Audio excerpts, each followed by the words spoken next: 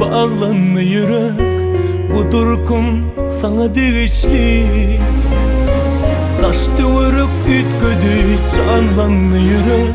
Akvalım akvalına gelişti. Sen benim neliklerim, kulluğum onu biliyorum. Sen benim ardığım, yüreceğim seni seyerim. Kalbimde ruhunu duymak istedim. Gözümde görmeyi görmek istedim. Al gözlerim durmuşum aynı simana. Ömrümün ardını sana istedim. Kalbimde ruhunu duymak istedim.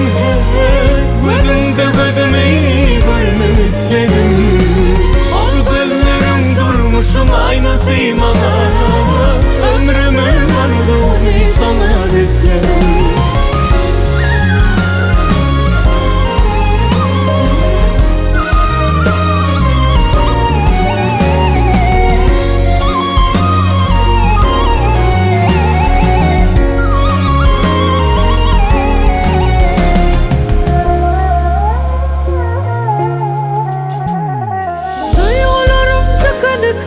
Bağlandı yürek, bu durkum sana değişli.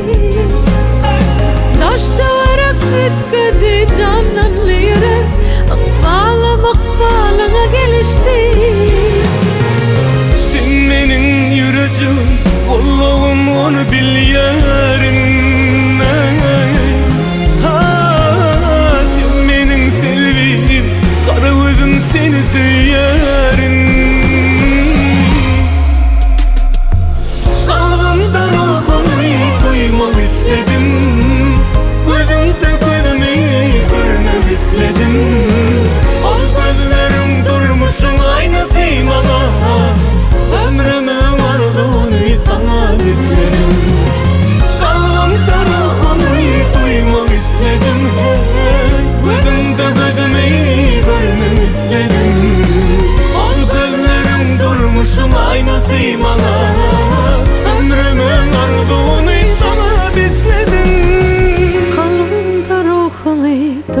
İstedim, gözünde gözümü görmek istedim.